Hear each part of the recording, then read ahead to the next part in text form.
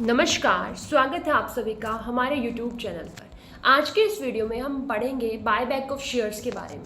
Buyback of share का मतलब होता क्या है? बायबैक का मतलब है जब कंपनी खुद के शेयर्स को रीपरचेज कर लेती है।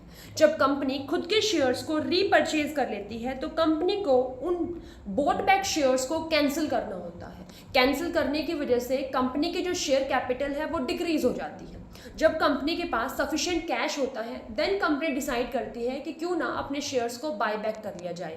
लेकिन बायबैक करने के लिए कंपनी को कुछ कंडीशंस फॉलो करनी पड़ती है एंड वो कंडीशंस मेंशन है सेक्शन 68 सब सेक्शन 2 में। फर्स्ट कंडीशन आती है the buyback should be authorised by article of association of the company, यानी जो कंपनी का एओए है वो कंपनी को ऑथोराइज करता हो कि कंपनी अपने शेयर्स को बायबैक कर सकती है।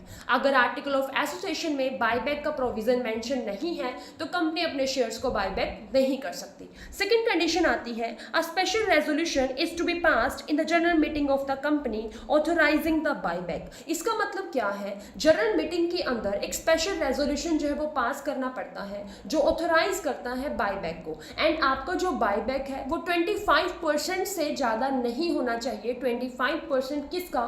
Paid up equity capital plus free reserve का। थर्ड कंडीशन आती है बायबैक दो टाइप का होता है, एक होता है share holder buyback and second होता है board of director buyback. Share holder buyback जो है वो क्या होता है? शेयर होल्डर यानी शेयर होल्डर्स के शेयर्स को बायबैक करने के लिए कंपनी को जनरल मीटिंग के अंदर एक स्पेशल रेजोल्यूशन पास करना पड़ता है और ये जो शेयर होल्डर का बायबैक होगा वो 25% से ज़्यादा नहीं होगा। 25% of paid up equity capital and free reserves. Second आता है board of director buyback. Board of director का जो बायबैक है उसके लिए भी एक रेजोल्यूशन पास करना पड़ता है एंड ये जो रेजोल्यूशन है वो बोर्ड की मीटिंग के अंदर पास किया जाता है। एंड जो बोर्ड ऑफ डायरेक्टर के लिए जो लिमिट सेट की गई है वो क्या है? 10% किसका? Paid up equity capital and free reserve का। यानी जो डायरेक्टर्स के शेयर्स को हम बायबैक कर रहे हैं वो 10% से ज़्यादा नहीं होने चाहिए। किसका 10%? Paid up equity capital and free reserve का। नेक्स्ट कंडीशन आती है कि जब आप शेयर्स को बायबैक कर लेते हो तो आपके जो डिबेंचर्स हैं वो ट्वाइस से ज़्यादा नहीं होने चाहिए। ट्वाइस से ज़्यादा किसके? Paid up equity capital and free reserves का। यानी कैपिटल एंड फ्री रिजर्व्स को अगर आप टोटल करते हो तो उसके 2 गुने से ज़्यादा आपके जो डिबेंचर्स हैं वो नहीं होने चाहिए। नेक्स्ट कंडीशन आती है कि जिन शेयर्स को आप बायबैक करने वाले हो वो फुली पेडअप होने चाहिए। अगर वो शेयर्स पार्टली पेडअप है तो आप उनका बायबैक नहीं कर सकते। नेक्स्ट कंडीशन आती है कि अगर कंपनी के जो शेयर्स हैं वो लिस्टेड है स्टॉक एक्सचेंज के अंदर तो कंपनी को जो बायबैक करना होता है वो सेबी की गाइडलाइंस के अकॉर्डिंग करना होता है। लेकिन अगर शेयर्स जो है वो कंपनी के लिस्टेड नहीं है, इट मीन्स कंपनी के जो शेयर्स हैं वो अनलिस्टेड है, तो कंपनी को शेयर एंड डिबेंचर रूल 2014 के अकॉर्डिंग जो है वो बायबैक करना होता है।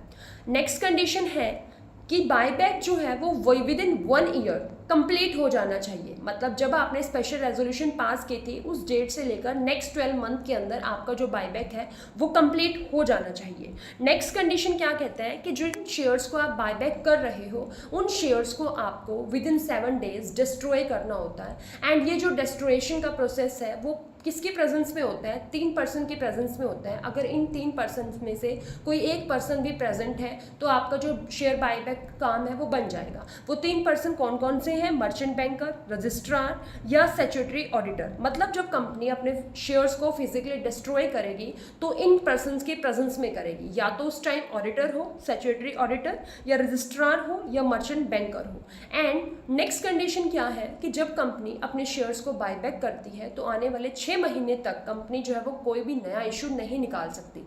लेकिन इसकी कुछ एक्सेप्शन है। एक्सेप्शन क्या है कि कंपनी बोनस शेयर को इशू कर सकती है, कंपनी स्वेट इक्विटी शेयर को इशू कर सकती है, कंपनी अपने डेट को, अपने प्रेफरेंस शेयर्स को इक्विटी में कन्वर्ट कर सकती है। नेक्स्ट कंडीशन क्या आती है कि जब कंपनी अपने शेयर्स को बायबैक करती है तो कंपनी को एक डिक्लेरेशन ऑफ सॉल्वेंसी जो है वो फाइल करना होता है। फाइल किसके पास करना होता है? Security and exchange board of India and registrar के पास। ये जो डिक्लेरेशन ऑफ सॉल्वेंसी है ये एक एफिडेविट होता है, इसके ऊपर सिग्नेचर किए जाते हैं। सिग्नेचर कौन करता है? डायरेक्टर्स। 2 डायरेक्टर्स जो है साइन करते हैं। उन 2 डायरेक्टर्स में से एटलीस्ट एक डायरेक्टर जो है वो मैनेजिंग डायरेक्टर जरूर होना चाहिए। नेक्स्ट कंडीशन आती है कि बायबैक का प्रोसीजर जो है वो 12 महीने के अंदर कंप्लीट हो जाना चाहिए। मैंने ऑलरेडी आपको बता दिया कि 7 दिन के अंदर जब आप बायबैक कर लेते हो तो 7 दिन के अंदर आपको वो शेयर्स जो है वो फिजिकली डिस्ट्रॉय करने होते हैं। नेक्स्ट क्वेश्चन आता है कि जब हम शेयर्स को बायबैक करते हैं तो उसके लिए जो हम रिजर्व्स यूज़ करेंगे या पैसा इकट्ठा करेंगे वो कौन सा, कहाँ से, क्या यूज़ करेंगे। तो हम 3 टाइप से बायबैक कर सकते हैं। हमारे पास 3 सोर्सेज हैं शेयर्स को बायबैक करने के। फर्स्ट आता है फ्री रिजर्व, सेकेंड आता है सिक्योरिटी प्रीमियम एंड थर्ड आता है न्यू इशू। या तो हम बायबैक करने के लिए फ्री रिजर्व्स को यूज़ कर सकते हैं, या फिर सिक्योरिटी प्रीमियम को यूज़ कर सकते हैं, या फिर कोई नया इशू निकाल सकते हैं। आज के लिए इतना, मिलते हैं नेक्स्ट वीडियो में।